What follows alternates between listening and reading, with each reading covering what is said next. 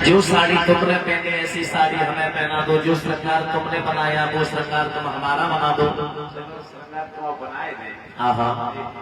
दाढ़ी लटकरी पीड़ा जय काले जय पार्वती, अरे जो दाढ़ी जो है ना घूंघट मार लेंगे, दाढ़ी को एक बार में दिखाई दे जाए। ऐसी ऐसी साड़ी चल गई हमारा सब निगम तो अच्छी साड़ी पहनाओ ना। अच्छा हाँ मानोगे नहीं, हमें भी लेके चलो। तो भगवान भूतनाथ भोले बाबा जिद कर गए, तो पार्वती ने श्रृंगार बनाया, साड़ी पहनाई है भोले बाबा को, और चले जहाँ महाराज हो रहा था। और भगवान कन्हैया ने महाराज जहाँ हो रहा था वहीं दरवाजे पर एक सखी को खड़ा कर दिया, जहाँ से कोई पुरुष अंदर ना आ जाए। और जैसे ही उस सखी ने भोले बाबा की पत्नी पार्वती मैया को देखा, जवाब दिया मैया हमने तो पहचान लाओ तू भोले बाबा की पत्नी है। और लेकिन जब लंबी लंबी मैयरवानी आ रही जपो है जी लंबी बड़ी हुई हाँ है ना हमारा छोटो गणेश गणेश गणेश की बहू है।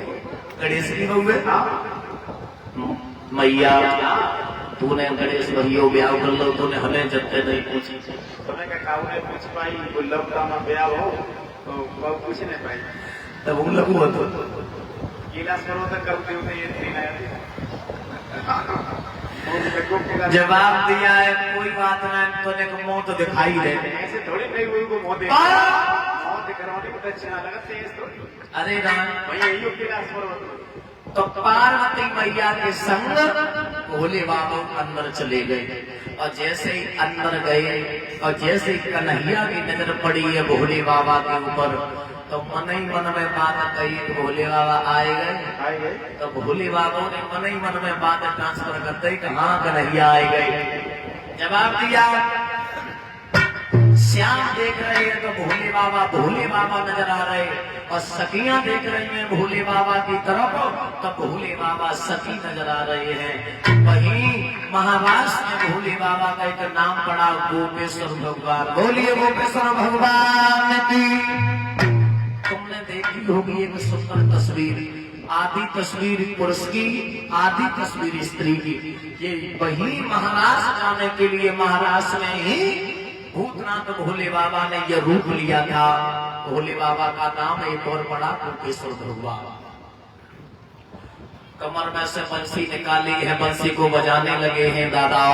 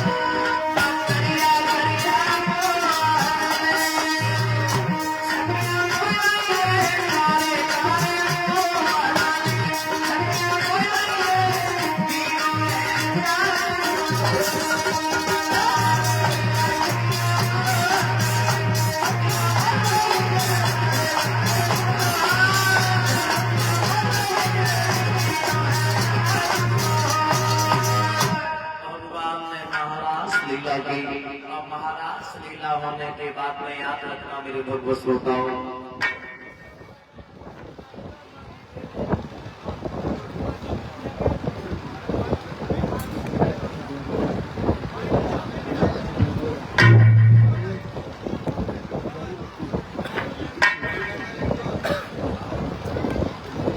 याद रखना मेरे भगवत श्रोताओं, हरिहर क्षेत्र के किनारे बैठे व्यासनंदन सुखदेव जी समझा करके बोले ही उत्तराखंड परिषद।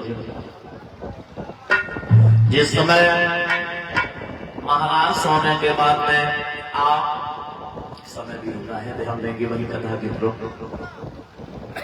भगवान कन्हैया का सितारा पड़ता चला जा रहा है।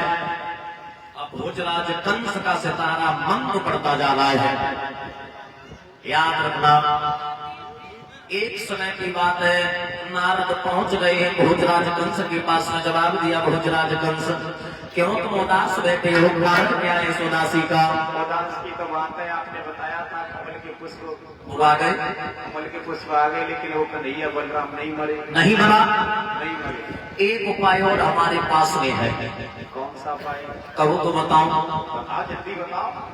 तुम्हारे पास में धनुष है, धनुष है, धनुष यज्ञ रखो। अच्छा, और धनुष यज्ञ रखो, कन्हैया बलराम को निमंत्रण भेजो। कन्हैया बलराम आएंगे, पता है निमंत्रण कौन लेके जाएगा? कन्हैया के सगे चाचा अक्रूर, जो तुम्हारे राज्य में रह रहे हैं, अक्रूर को भेजो। और अक्रूर खत लेकर के जाएंगे तो कन्हैया अपने चाचा के भरोसे पर कन्हैया आ भी जाएगा। कंस ने ऐसा ही किया, खत लिखा और अक्रूर के द्वारा भिजवाया है। अक्रूर के द्वारा खत को भिजवाया। भगवान कन्हैया ने खत खोल के पढ़ा, संध्या को खत पहुंचा। इधर रोहिणी को मालूम पड़ गया।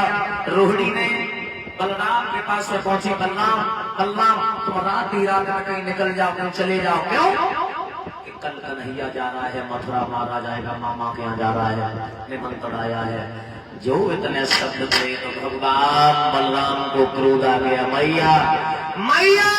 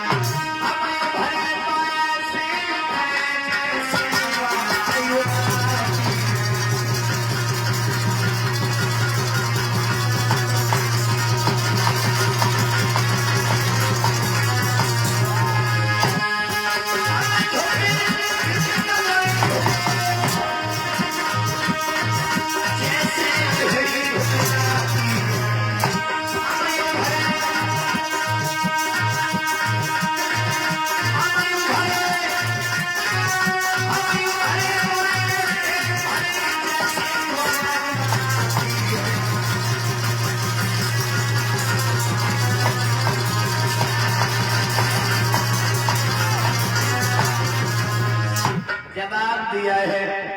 पहली बात, मैया कन्हैया मारा नहीं जाएगा। कन्हैया कन्हैया को अगर किसी ने देख लिया आंख फाड़ करके तो उसकी आंख निकाल लेंगे। कन्हैया नहीं मारा जाएगा। अगर मामा ने कुछ कहा तो मामा की आंखों निकाल करके मैं कन्हैया गोटियां खेलूंगा। मथुरा की ईंट बजा करके मैया लौटूंगा। जो इतने शब्द कहे रोहिणी कब गई? रोहिणी ने कहा कोई बात नहीं, बलराम चले जाइए। सुबह हुआ, रथ तैयार हुए, कन्हैया बलराम दामा मनसुखा बाबा नंद जैसे ही चले। राधा को बात ये मालूम पड़ गई। राधा बोली श्याम श्याम। राधा रथ के आगे खड़ी हो गई। जवाब दिया कन्हैया तुम कहाँ जा रहे? तो मामा के यहाँ जा रहे। कब लौटोगे? कि मैं परसों लौटाऊंगा। परसों लौट आओगे? जवाब दिया पागल बच्चों की तेरे बातें करती रहती, तुम्हें पता है मामा के जा रहे 2-4 दिन लग जाएंगे। एक सहेली ललिता सीता मंजू किरण बोली जवाब दो ना कोई नहीं मालूम। कन्हैया ऊपर से जो काले होते वो अंदर से भी रूपेश काले होते हैं। जो काले होते वो काले दिल वाले भी होते हैं। जवाब दिया बेना